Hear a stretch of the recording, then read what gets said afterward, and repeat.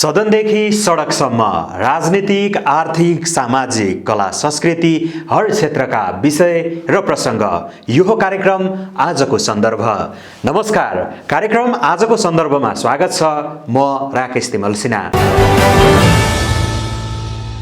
दर्शकवृन्द, कार्यक्रममा आज हामी देशभर भएका राजनैतिक, सामाजिक, आर्थिक, कला, संस्कृति लगायतका विषयलाई विश्लेषणात्मक रूपमा प्रस्तुत गर्ने गर्छौं। आज हामीसँग छन् गण्डकीमा सरकार परिवर्तनको खेल, मिल्छ त तालमेल? आजको जुन अवस्थामा हामी छौँ त्यो अवस्थामा सरकार रहँदैन। सरकारको लागि नयाँ खालको चाहिँ नै गठबन्धनहरूको खोजी हुन्छ।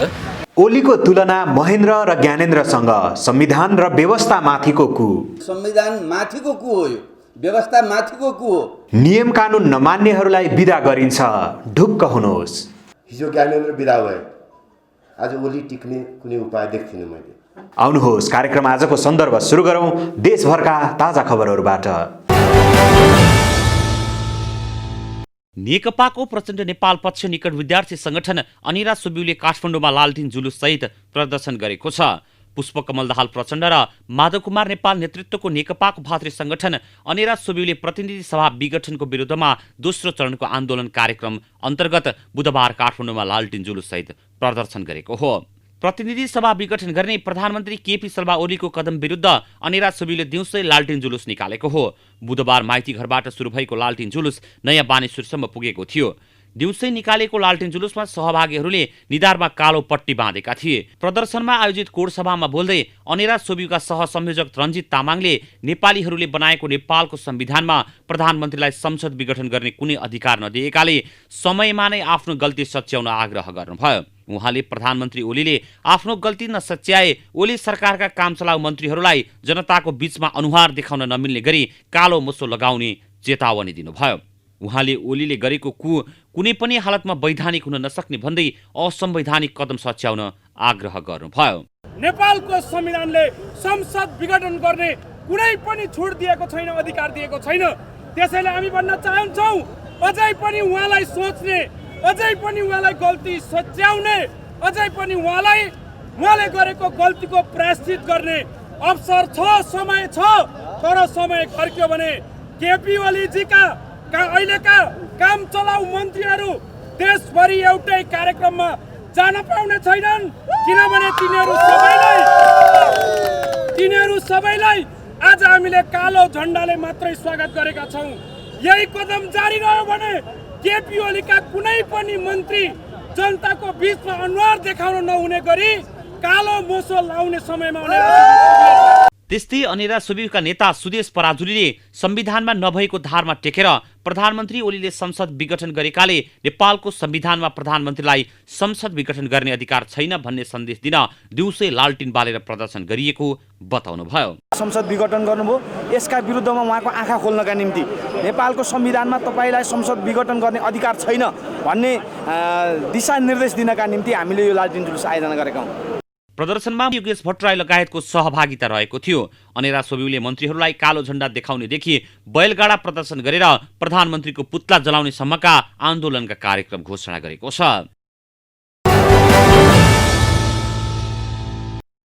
गत साउनदेखि रोकिएको प्रोत्साहन भत्ता उपलब्ध गराइदिन माग गर्दै राष्ट्रिय तथा अन्तर्राष्ट्रिय खेलाडी सङ्घ NNIPA बुधबार युवा तथा खेलकुद मन्त्री दावा तामाङलाई ध्यानाकर्षण पत्र बुझाएको छ। सिंहदरबार स्थित युवा तथा खेलकुद मन्त्रालयमा पुगेर NNIPA राष्ट्रका लागि पदक दिलाउने खेलाडीलाई दिँदै आएको प्रोत्साहन भत्ता साउनदेखि रोकिएको भन्दै यथाशीघ्र सम्बोधन गर्न ध्यानाकर्षण पत्र बुझाएको हो। ज्ञापन पत्र बुझाउनका लागि अध्यक्ष दीपक श्रेष्ठको नेतृत्वमा सङ्घको टोली बुधबार मन्त्रालय पुगेको हो। ज्ञापन पत्र बुझेपछि युवा तथा खेलकुद मन्त्री दावा तामाङले खेलाडीलाई उपलब्ध गराउँदै आएको सेवा सुविधा दिलाउनका लागि सहजीकरणको भूमिका खेल्ने।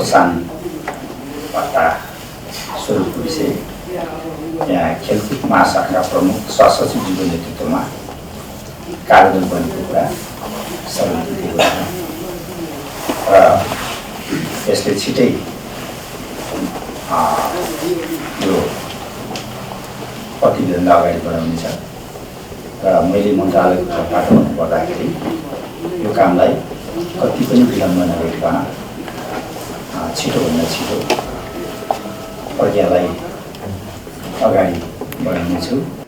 गत वर्ष नेपालमा नै सम्पन्न भएको 13औं दक्षिण एसियाली खेलकुद सागमा नेपालले 51 स्वर्ण पदक जितेको थियो। तर ती स्वर्ण पदक विजेताले अहिलेसम्म प्रोत्साहन भत्ता पाएका छैनन्। प्रोत्साहन भत्ताका विषयमा कार्यविधिको मस्यौदा तयार गर्नका लागि मन्त्री लामाले आफ्नो पहिलो निर्णयका रूपमा 7 सदस्यीय समिति गठन गरेको कार्यक्रममा जानकारी दिनुभयो।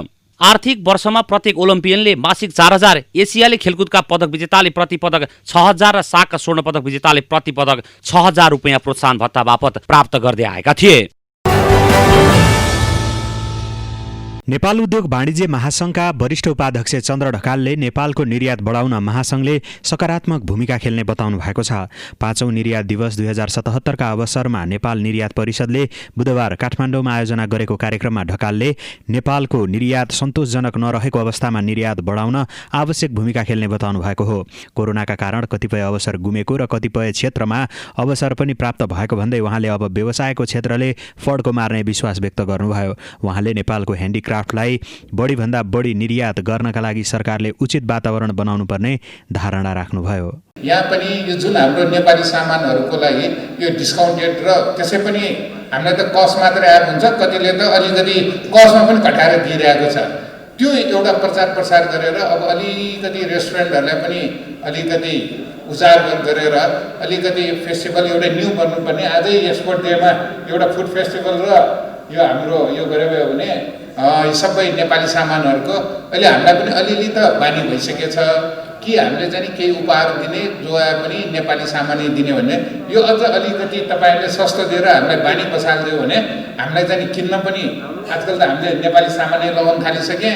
मैले आज भन्नु त पर्छ के लगाएको छु भन्दा मैले मोजा र कमिज लगाएको पाएँ नेपाली।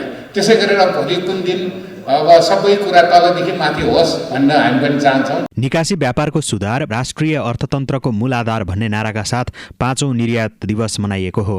चालु आर्थिक वर्षको कार्तिकसम्म नेपालको आयात 4 खर्ब 2 अर्ब 49 करोड र निकासी 40 अर्ब 20 करोड रहेको परिषदले जनाएको छ। गण्डकी प्रदेश सभाको विशेष अधिवेशन मंगलबारदेखि शुरू भएको छ। प्रमुख प्रतिपक्षी दल नेपाली कांग्रेस र जनता समाजवादी पार्टी नेपालले विशेष अधिवेशन बोलाउन माग गरेपछि मंगलबारदेखि गण्डकी प्रदेश सभाको विशेष अधिवेशन शुरू भएको हो। गण्डकी प्रदेश सभाको यस विशेष अधिवेशनमा कोभिड-19 को रोकथाम, नियन्त्रण र उपचारको बारेमा साझा संकल्पको रूपमा प्रस्तुत गर्ने निर्णय भएको गण्डकी प्रदेश सरकारका मुख्यमन्त्री पृथ्वीशुब्बा गुरुङले बताउनुभयो। अधिवेशनमा गरिबी निवारण, बेरोजगारी समस्या समाधान र प्रदेश सरकारले अघि बढाएको बहुवर्षीय योजनाहरूको व्यवस्थापन र कार्यान्वयनको सम्बन्धमा सार्वजनिक महत्वको विषयमा छलफल हुने उहाँले बताउनुभयो। कोभिड-19 को रोकथाम, नियन्त्रण र उपचारको बारेमा साझा संकल्पको रूपमा प्रस्ताव गर्ने र साझा संकल्प गर्ने निर्णय गरेका छौँ। दोस्रो चाहिँ उहाँले उठाउनु भएको 3 विषयहरूमा चाहिँ हामीले सार्वजनिक महत्त्वको विषयमा छलफल चलाएर 2 घण्टाको एउटा गरिबी निवारण सम्बन्धी, बेरोजगारी समस्या समाधान सम्बन्धी र अर्को चाहिँ प्रदेश सरकारले अगाडि बढाएका चाहिँ बहुवर्षीय योजनाहरूको चाहिँ व्यवस्थापन र कार्यान्वयन सम्बन्धमा चाहिँ 3वटा चाहिँ सार्वजनिक महत्त्वको विषयमा छलफल हुन्छ 26 र 27 गते।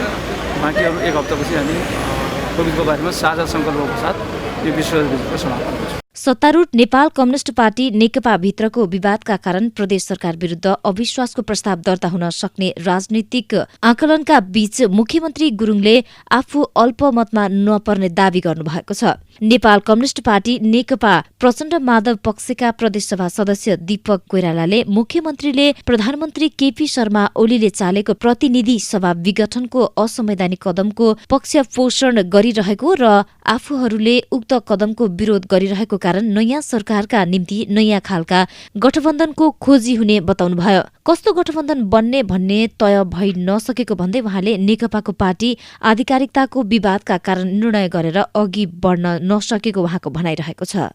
अब अहिले जसरी असंवैधानिक कदमको विरोध हामी गरिरहेका छौँ, यहाँ प्रतिनिधि सभाको विघटन जुन असंवैधानिक हिसाबले भएको छ त्यसको विरोध नै रहन्छ। त्यसको विरोध गर्ने कुराहरू अगाडि बढी नै रहन्छ। प्रदेश सरकारको सन्दर्भमा चाहिँ नै हामीले आजको जुन अवस्थामा हामी छौँ त्यो अवस्थामा सरकार रहँदैन। सरकारको लागि नयाँ खालको चाहिँ नै गठबन्धनहरूको खोजी हुन्छ र अब त्यो चाहिँ कसरी कोसँग कोले गरेर बन्छ, कसरी बन्छ भन्ने कुरा चाहिँ अहिले हामी छलफलमा नै छौँ। त्यसमा एउटा कुरा चाहिँ हाम्रो अलिकति पार्टीको आधिकारिकताको कारणले जे समस्या पैदा भइरहेको छ त्यस कारणले पनि निर्णय गरेर अगाडि बढ्न नसकेको सन्दर्भ छ। तर राजनीतिक हिसाबले चाहिँ जब असंवैधानिक कदमको पक्षमा हाम्रो मुख्यमन्त्रीले त्यो असंवैधानिक कदमको पक्ष पोषण गरिरहनु भएको छ र आज पनि संसदबाट त्यो कुरो फेरि उहाँले दोहोऱ्याइरहनु भएको छ भने अब त्यो अवस्थामा चाहिँ जब राजनीतिक हिसाबले नै सँगै जाने अवस्था रहँदैन भने निश्चित रूपमा सँगै जाने अवस्था चाहिँ हो। जनता समाजवादी पार्टी नेपालका प्रदेशसभा सदस्य हरिशरण आचार्यले प्रदेशसभाको अधिवेशनमा सार्वजनिक महत्त्वको प्रस्ताव छुट्टै बनाएर पेश गर्ने र संकल्प प्रस्ताव भने साझा रूपमा पेश गर्ने सहमति भएको बताउनुभयो। सत्तारूढ दलले बलियो सरकार बनाउन जनमत पाएको भए पनि हरियो जंगल भाँडेर मरुभूमि बनाएको टिप्पणी गर्नुभयो। जसपाको ध्यान सरकारतर्फ नभएको उहाँको भनाइरहेको छ। अहिले उठिराखेको चाहिँ सवालको विषयवस्तु हामीले चाहिँ भनिराखेका छौँ। त्यो तीनवटा विषयवस्तुलाई चाहिँ हामीले चाहिँ के गर्यौँ भने यसलाई एउटा सार्वजनिक महत्त्वको प्रस्तावको रूपमा लिएर जाने हैन, यो बेरोजगारी समस्या सहितको चाहिँ विषयवस्तुलाई चाहिँ सार्वजनिक महत्त्वको प्रस्ताव बनाएर लिएर जाने र त्यो बिचमा हामी जुन दलहरूले चाहिँ दुईटा दलले चाहिँ हामीले मिलेर संयुक्त रूपमा पेश गरेका थियौँ, हामीले सार्वजनिक महत्त्वको प्रस्ताव पनि छुट्टै बनाएर पेश गर्ने र त्यस पछाडि चाहिँ संकल्प प्रस्ताव चाहिँ साझा बनाएर पेश गर्ने भन्ने ढङ्गले त्यसरी अन्डरस्ट्यान्डिङ बनाएर हामी दुईटा अन्डरस्ट्यान्डिङ बनाएर छौँ। गण्डकी प्रदेशमा मात्रै होइन, अब चाहिँ यो जनता समाजवादी पार्टी पहिलो कुरा यति बेला चाहिँ 5 वर्ष 2/3 ल्याएको सरकारका चाहिँ मान्छेहरूलाई चाहिँ तिमी सरकार चलाऊ भनेर जिम्मा दिएको हामीले निश्चिन्त भएर चलाऊ, ढुक्क भएर चलाऊ भनेर भनेको। अब आफैले चाहिँ अब हरियो जङ्गल फाँडेर मरुभूमि बनाउनु भयो भने अब चाहिँ हामीले त्यतातिर अब चाहिँ सोचेर पनि भएन। हरियो जङ्गल फाँडेर चाहिँ मरुभूमि बनाउनेलाई हामीले चाहिँ भन्नु के छ र। गण्डकी प्रदेश सभाको अर्को बैठक पुष 26 गते बोलाइएको छ। 26 गते सार्वजनिक महत्त्वको विषयमा छलफल गरिने र हप्ता दिनपछि बस्ने बैठकमा कोभिड-19 को बारेमा साझा संकल्प प्रस्तुत हुने बताइएको छ। पूर्व प्रधानमन्त्री एवं जनता समाजवादी पार्टी जसपाका राष्ट्रिय परिषद अध्यक्ष डाक्टर बाबुराम भट्टराईले प्रधानमन्त्री केपी शर्मा ओलीले संविधानभन्दा माथिबाट समग्र व्यवस्थालाई नै कु गरेको बताउनु भएको छ। नेपाल कम्युनिस्ट पार्टी नेकपा प्रचण्ड माधव समूहले काठमाडौँमा आयोजना गरेको पार्टी अन्तर्क्रिया कार्यक्रममा बोल्दै भट्टराईले प्रधानमन्त्री ओलीले संवैधानिक कु नभई संविधान र व्यवस्थामाथिको कु गरेको बताउनु भएको हो। प्रधानमन्त्री ओलीले गरेको कु 2017 सालमा राजा महेन्द्रले र 2060-61 मा राजा ज्ञानेन्द्रले गरेको कु जस्तै भएको बताउनु भयो। केपी ओलीको नेतृत्वमा नेपालमा जुन एउटा प्रतिगमनकारी घटना घट्यो पुष 5 गते, यो सामान्य होइन। हाम्रो विचारमा, मेरो विचारमा 17 सालमा राजा महेन्द्रले जुन कु गरे, 60-61 सालमा राजा ज्ञानेन्द्रले जुन कु गरे, त्यसैको हाराहारीको यो कु हो, संवैधानिक कु होइन। त्यो त संविधान अन्तर्गत, संविधान माथिको कु हो, यो व्यवस्था माथिको कु हो। त्यसो भएको हुनाले यसलाई सामान्य अर्थमा लिने गल्ती कसैले पनि नगरौँ। प्रधानमन्त्रीले संसद विघटन गर्ने कदम असंवैधानिक हो वा होइन भन्ने विषयमा बहस गर्न र भ्रममा पर्न नहुने पनि भट्टराईले बताउनु भयो। त्यसैले मैले पहिले यहाँलाई आग्रह गर्न चाहेको यो संवैधानिक हो कि होइन, प्रधानमन्त्री विषयधारा हो कि होइन भन्ने भ्रममा हामी नपरौँ। नियोजित ढङ्गले यो सङ्घीय लोकतान्त्रिक गणतन्त्रलाई प्रहार गरेर यसलाई उल्ट्याएर फेरि विभिन्न शक्तिहरू, भित्री र बाहिरी जो शक्तिहरू छन्, जसले नेपालको परिवर्तन रुचाएका छैनन्, जसले यहाँको अस्थिरतामा खेल्न चाहिरहेका छन्, त्यसको मतियार बनेर केपी शर्मा ओलीले कदम चाल्नु भएको। कुनै पनि व्यक्तिले लहरमा प्रतिनिधि सभा विघटन गर्न नसक्ने समेत बताउनुभयो। अन्तर्राष्ट्रिय परम्परामा संसद विघटन गर्ने अभ्यास छ भन्दै नेपालको संसद विघटन गर्न नपाइने समेत बताउनुभयो। प्रधानमन्त्रीले कुनै पनि बेला संसद विघटन गर्न सक्ने कुरालाई विचार गरेर संविधानमा नै प्रधानमन्त्रीले संसद विघटन गर्न सक्ने व्यवस्था हटाइएको बताउनुभयो। यस्तै अहिलेको अवस्थामा कुनै पनि तरिकाबाट संसद विघटन हुनै नसक्ने बताउनुभयो। पूर्व प्रधानमन्त्री भट्टराईले 2/3 बहुमतको सरकार चलाउन नसक्ने मान्छेले चुनाव गराउँछ भन्ने भ्रममा नपर्न पनि आग्रह गर्नुभयो। अहिलेको अस्थिरतालाई कायम राख्दै निर्वाचन पनि नहुने, संविधान पनि भङ्ग हुने भयो भने देशमा राष्ट्रिय स्वाधीनतामाथि खतरा आउन सक्ने बताउनुभयो। प्रतिनिधि सभाको पुनर्स्थापना हुने विषयमा अदालतले आशा गर्नुपर्ने तर भर पर्न नहुने पनि भट्टराईले बताउनुभयो। पूर्व प्रधानमन्त्री भट्टराईले प्रधानमन्त्री ओली इमानदार तानाशाह भएको पनि टिप्पणी गर्नुभयो। उहाँले ओली झापा आन्दोलनमा राम्रो काम गरे पनि पछि जेलबाट निस्किएर आएपछि अग्रगमनको विरोधी बनेर आएको बताउनुभयो। आफ्नो प्रवृत्ति नलुकाइकन व्यवस्थामाथि आक्रमण गरिरहेकाले प्रधानमन्त्री ओली इमान्दार तानासा भएको आरोप समेत भट्टराईले लगाउनुभयो। नेकपाका नेताहरूले अहिलेसम्म ओलीलाई कसरी बोकेर ल्याउनुभयो आफूलाई अचम्म लागेको पनि उहाँको भनाइ छ। चुनावमा जाँदा लाभ हुन्छ भनेर काङ्ग्रेस र जसपाले मुख मिठ्याएर बस्न नहुने पनि पूर्व प्रधानमन्त्री भट्टराईले बताउनुभयो। पार्टीहरू बीचको संयुक्त आन्दोलन नहुँदासम्म अहिलेको कदमलाई सच्याउन नसकिने उहाँको भनाइ छ। तर संयुक्त आन्दोलनका लागि ओलीबाट छुट्टिएर आएका नेकपाका नेताहरूमाथि आशंका भएकाले संयुक्त आन्दोलन हुन नसकेको पनि स्पष्ट पार्नुभयो। कुनै पनि बेला नेकपाका नेताहरू फेरि ओलीसँग मिल्न सक्ने सम्भावना भएकाले संयुक्त आन्दोलनमा जान समस्या रहेको उहाँको भनाइ छ।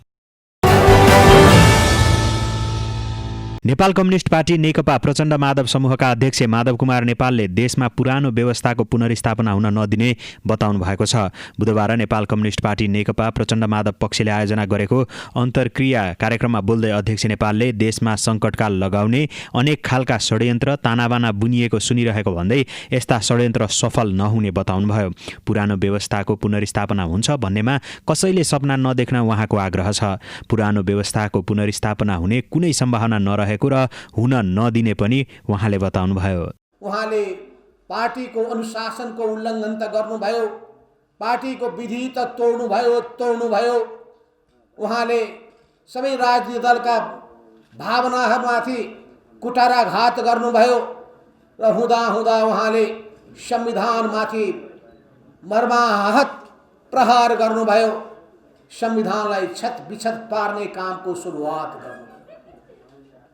उहाँको यो कदम उहाँको स्वेच्छाचारी कदम, त्यो कदमलाई नेपाल कम्युनिस्ट पार्टी नेकपाले, त्यसको केन्द्रीय कमिटीले, त्यसको सचिवालय, त्यसको स्थायी कमिटीले विरोध गर्यो र उहाँमाथि स्पष्टीकरण सोध्यो।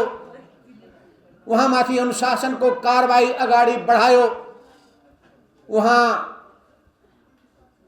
पार्टीको अनुशासनमा नबस्ने, पार्टीको बैठकमा नआउने, त्यो बेलामा अध्यक्षको हैसियतले बैठकको आयोजना नगर्ने, छलफल गर्न तयार नहुने र एकलौटी रूपमा उहाँले कदम चाल्ने तरिका अवलम्बन गर्दै जानुभयो। कार्यक्रममा बोल्दै नेपाली काङ्ग्रेसका नेता मिनेन्द्र रिजालले प्रधानमन्त्री केपी शर्मा ओली ज्ञानेन्द्र जस्तै बिदा हुने बताउनुभयो। सत्तामा आएपछि नियम कानुन केही नमान्नेहरू इतिहासमा कहिल्यै लामो समय नटिकेको उहाँको भनाइ छ।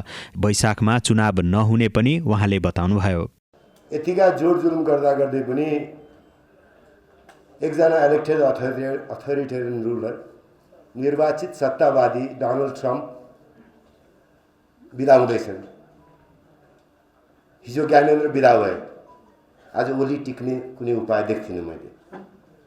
यस्ता सत्तावादीहरू जसले सत्तामा आएपछि नियम कानुन केही मान्नु पर्दैन भन्छ, ती मानिसहरू इतिहासमा कहिले पनि लामो समय टिका छैनन्, टिक्दैनन्। त्यति मात्र होइन, वैशाखमा चुनाव गराउनका लागि चुनावको घोषणा भएको होइन। जनता समाजवादी पार्टी नेपालका अध्यक्ष महन्त ठाकुरले आफूहरू सधैँभरि अग्रगमनको पक्षमा रहने बताउनुभयो। प्रतिगमनको पक्षमा नजाने उहाँको भनाइ छ। तपाईहरुले केपी ओलीको आलोचना गरिरहनु भएछ। केपी ओलीको कदमको हामीले त बहिष्कारै गरेका थियौँ मधेसबाट, तर त्यस बेला त तपाईहरु राष्ट्रवादको नारामा चाहिँ मक्क पर्नु भएको थियो र त्यो नाराले गर्दा हाम्रा कति साथीहरू अहिले पनि जेलमा छन्, जन्मकैदका सजाय भोगिरहेछन्। आफ्नो अधिकारको माग गर्दाखेरि कसैले हामीलाई देखेन। तपाईहरु अदालतको कुरा गर्नुहुन्छ, अदालतबाट पनि हामी न्यायको आशा गरेको छैन, सुरक्षाबाट पनि हामीले सुरक्षा पाउने छैन। अब तपाईहरुलाई त मित्र भन्नै पर्यो। अग्रगमनको नारा दिनुहुन्छ भने त म त हमेसा प्रतिगमनको विरुद्धमा सङ्घर्ष गरेको हो। त्यसै कारण र समाज गतिशील हुन्छ, हामी र उसको नेतृत्व पनि गतिशील हुनै पर्यो। त्यो सिद्धान्तमा तपाईहरुले विश्वास गर्नुहुन्छ। त्यसै कारण अग्रगमनको पक्षमा हमेसा रहन्छु। पौष 5 गते प्रधानमन्त्रीको सिफारिसमा राष्ट्रपतिले प्रतिनिधि सभाको विघटन गरेसँगै राजनीतिक दलहरू यसको विरोधमा विभिन्न कार्यक्रमहरू गर्दै आएका छन्। बुधबार नेकपा प्रचण्ड माधव पक्षले आयोजना गरेको अन्तर्क्रिया कार्यक्रममा विभिन्न राजनीतिक दलका नेताहरूले आफ्नो धारणा राख्नु भएको थियो। बाँकेको खजुरा गाउँपालिका वडा नम्बर 4 का तिलक शिरीष मगरले 6 वर्षसम्म वैदेशिक रोजगारीका लागि मलेसिया बस्नुभयो।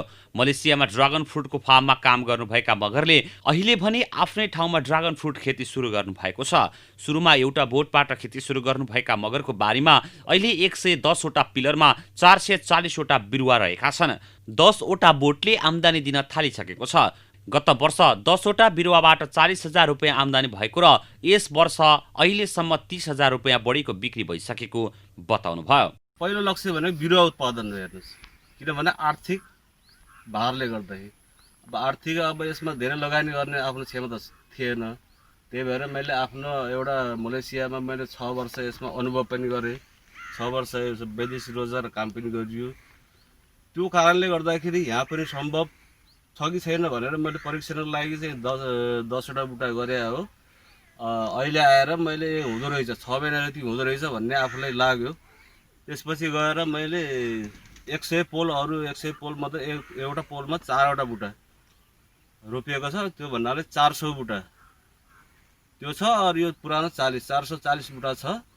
ड्रागन फ्रुट खेतीमा मगरकी बहिनी कविता थापाले सघाउँदै आउनु भएको छ। ड्रागन फ्रुटको बजारमा समस्या नरहेको थापाले बताउनुभयो। अहिलेसम्म घरबाटै प्रति केजी 600 रुपियाँको दरले बिक्री भइरहेको छ। अहिले सेतो र पिङ्क गरी 2 किसिमको ड्रागन फ्रुटको बिरुवा लगाइएको पनि थापाले बताउनुभयो। अहिले चाहिँ यहीँबाट बुटैबाट 600 रुपियाँको बिक्री गरेको छ। बजारमा लगेर पनि बेच्नु भएको छ। यहीँ पनि यहीँबाट पनि बिक्री हुन्छ अनि बजारमा लगेर पनि 2-3 चोटि। ठिकै छ, राम्रै छ। पहिला अब भनौँ न स्टार्टिङ हो, अब राम्रो उन्नति भइरहेछ। अब होइन पहिला 10 वटा बुटा थियो, 10 वटा बुटामा अब हामीले लगभग 30-40 केजी बेचेर पनि घर प्रशस्त मात्रामा खाने गरेका थियौँ। अब त्यहीबाट अहिले 1 वर्ष भइसक्यो। अहिले यो कलमी गरेर हाँगाहरू निकालेर अरू 100 वटा बुटामा पनि थप गरेका छौँ। स्वास्थ्यका लागि लाभदायक भएकोले गाउँपालिकाले ड्रागन खेतीलाई प्रोत्साहन गर्ने भएको छ। गाउँपालिकाले आर्थिक प्राविधिक रूपले सहयोग गरी किसानलाई ड्रागन फ्रुट खेतीमा प्रोत्साहन गर्न लागेको गाउँपालिकाका कृषि शाखा प्राविधिक अङ्कित विश्वकर्माले बताउनुभयो।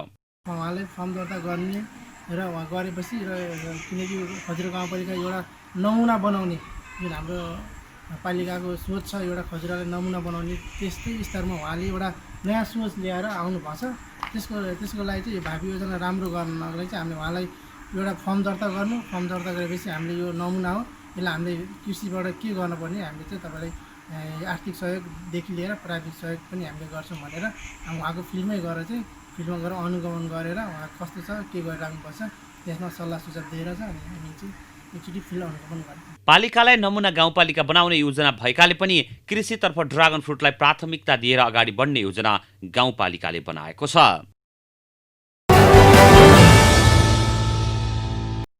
झण्डै वर्ष दिन क्रिजभन्दा बाहिर रहेका खेलाडी अहिले ओमान, अमेरिका र नेपाल बीच हुने त्रिकोणात्मक श्रृङ्खलाको तयारीमा लागेका छन्।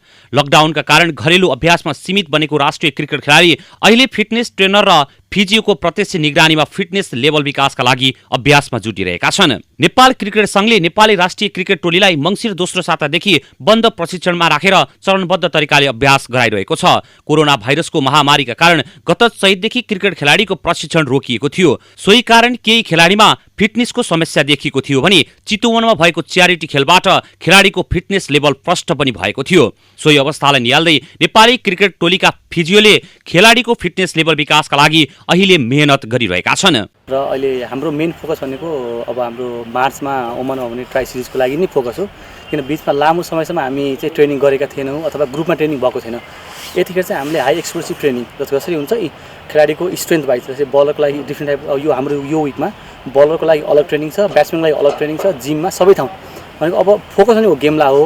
अब खेलाडीको स्ट्रेन्थमा चाहिँ हामीले पावरमा काम गरिरहेका छौँ यतिखेर। न्युपानेलाई साथ दिन ट्रेनर अहिले नेपाली खेलाडीको साथमा छन्।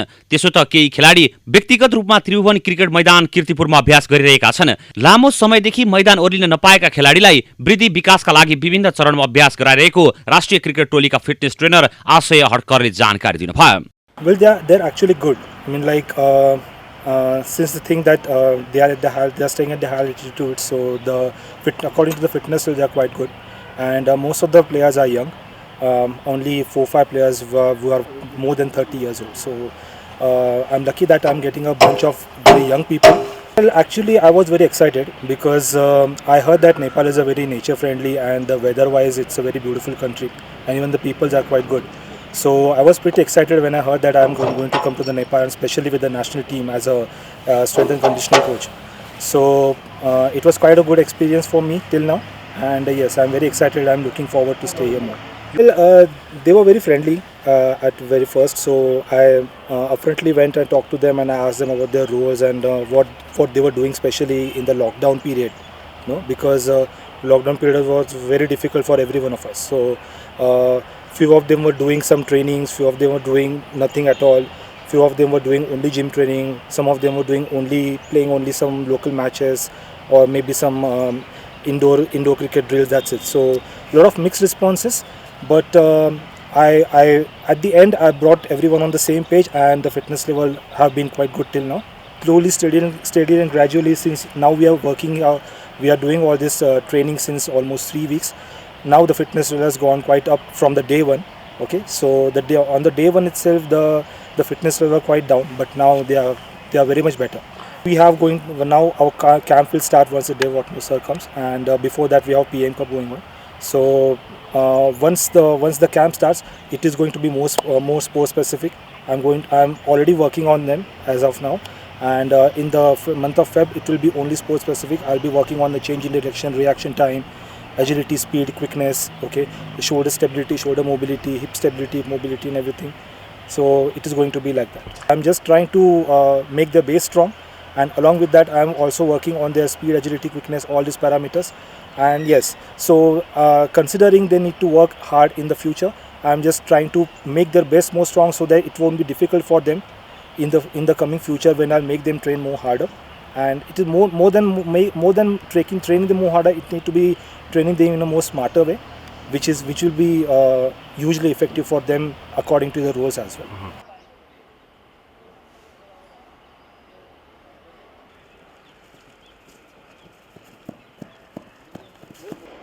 प्रशिक्षणमा स्वास्थ्य मापदण्ड पूर्ण रूपमा पालना हुने पनि क्यानले यस अघि नै जारी गरेको सूचनामा उल्लेख गरेको थियो। निरन्तर राष्ट्रिय टोलीको फिटनेस लेभल हेरिरहेका फिजियो विक्रम न्यौपानेले केही दिन यताको फिटनेसले खेलाडीहरूमा सुधार आएको बताउनु भयो। राष्ट्रिय खेलाडी एकजना आउँछ नि, हामी यहाँ ट्रेनिङ गर्न तयार छौँ, किन यो चाहिँ उहाँहरूलाई चाहिँ एउटा हामी यहाँ छौँ र यो टाइममा चाहिँ आएर ट्रेनिङ गर्दा हुन्छ भनेर हामीले उहाँहरूलाई भनेका छौँ। र सबैजना खेलाडी आउनुभएको छ, कोही बिहान आउँछ, कोही साँझ आउनुहुन्छ, तर अलमोस्ट सबैजना खेलाडी आफ्नो समय मिलाएर आएर ट्रेनिङ गर्नुहुन्छ। खेलाडीमा इन्जुरीको चाहिँ मैले कुनै सम्भावना देखिनँ, किनभने खेलाडीले रेगुलर रूपमा म आफै काठमाडौँमा थिएँ र म आफूले पनि ट्रेनिङ गराइरहेको थिएँ र खेलाडी एउटा प्रपर एउटा प्लानमै थियो, जस्तै डाइटदेखि लिएर जस्तै फिटनेसदेखि लिएर सबै प्लानमै थियो। र त्यही कुरा अहिले गेममा आउँदाखेरि कतिपय अवस्थामा चाहिँ अलिकति पावरमा, इन्डुरेन्समा चाहिँ अलिकति कमी देखियो सुरुमा, पछि अब ट्रेनिङ गर्दा पछि चाहिँ कमब्याक गर्न सक्यो खेलाडीले, त्यस्तो कुनै अप्ठ्यारो परेन। यस्तै राष्ट्रिय टोलीका उपकप्तान दिपेन्द्र सिंह ऐरीले इन्जुरी बिस्तारै रिकभर हुँदै आएको बताउनु भयो। ऐरीले ओमानसँगको श्रृङ्खलालाई लक्षित गरेर टोलीले अभ्यास गरिरहेको बताउनु भयो। उहाँलाई साथ दिँदै युवा ब्याट्सम्यान रोहित पौडेलले अभ्यासमा फर्किँदा खुसी लागेको प्रतिक्रिया दिनुभयो। अब त्यो लकडाउनको बेला चाहिँ अब त्यो फ्लक्चुएट भइरहेको थियो कि तलमाथि भइरहेको थियो। अहिले चाहिँ रेगुलर गर्दाखेरि एउटा अब फिटनेसमा पनि त्यस्तै, नत्र भने अहिले 81 आएर 9 मन्थपछि त्यस्तो जिम पाएन अगाडि, अब रनिङ पनि कहिलेकाहीँ भइरहेको थियो, अनि 81 आएर इन्जर्ड भए, अनि त्यही भएर चाहिँ अहिले अब रेगुलर भएर अब त्यो इन्जुरीलाई फर्काउने र अब त्यही उसमा भन्नाले कि त्यही ट्रेनिङमा फेरि रिकभर भएर राम्रो गर्ने। पिएम कपको हल्ला आएको थियो, त्यही भएर अलि नर्मलै गराइरहेछन् क्या, त्यसमा इन्जर्ड भएर फेरि अर्को म्याचमा पनि ह्याम्पर गर्न सक्छ भनेर अहिले ट्रेनिङको लागि चाहिँ सुरुको 2-3 हप्ता चाहिँ अलि बेसी भन्नाले कि अलि ट्रेनिङमा फोकस गरेको थियो धेरै, अनि त्यसपछि अहिले कम गरिरहेछन्। जे होस् अहिले चाहिँ अब ट्रेनिङ अब यसरी हुन्छ, यस्तो हुन्छ भनेर अब बिस्तारै थाहा हुँदैछ, प्रोग्रेस हुँदैछ। एकदमै खुसी लागेको छ, किनभने जस्तो अस्ति पनि हामीले क्याम्प गरिसकेका थियौँ, अनि क्याम्प गरेपछि फेरि उता चितवन गएर गेम खेल्यौँ, अनि त्यसपछि चाहिँ खाली नै थियौँ, अनि त्यसपछि चाहिँ ट्रेनर सर आएर चाहिँ यहाँ बिहान हामीलाई गराइरहनु भयो फिटनेसहरू, अनि त्यसपछि चाहिँ हामी आफ्नो स्किलहरू गरिरहेको छौँ। त्यसपछि पहिलाभन्दा चाहिँ अलिकति इम्प्रुभ तरिकाले प्र्याक्टिस गरिरहेको छौँ र फिटनेस पनि गरिरहेको छौँ। सुरुदेखि चाहिँ पहिला चाहिँ बेसिकमा धेरै ध्यान दिनुभयो सुरुमा आएर, अनि त्यसपछि बडी थाहा पाएपछि हाम्रो चाहिँ त्यसपछि चाहिँ अब लोडहरू त्यसपछि त्यही हिसाबले लोड दिइराख्नु भएको छ। सो एकदम राम्रो तरिकाले गइरहेछ। सन् 2014मा बङ्गलादेशमा भएको 2020 विश्वकप खेल्दै अन्तर्राष्ट्रिय स्तरमा उदयमान देशको परिचय बनाएको नेपालले एक दिवसीय मान्यता पनि पाइसकेको छ। अहिलेको अवस्थामा तयारीलाई तीव्रता दिएको नेपालले ओमान, अमेरिका र नेपालसँगको त्रिकोणात्मक श्रृङ्खला सुखद बनाउन जुटिरहेको हो। हवस् त कार्यक्रम आजको सन्दर्भ यति नै। कार्यक्रम कस्तो लाग्छ? प्रतिक्रिया, सल्लाह, सुझाव दिनका लागि हामीलाई फेसबुक र युट्युबमा पनि फलो गर्न सक्नुहुनेछ। कार्यक्रमबाट म राकेश तिमल सिन्हा पनि बिदा हुन चाहन्छु। हेर्दै रहनुहोला नेसनल गोल्ड टेलिभिजन। नमस्ते।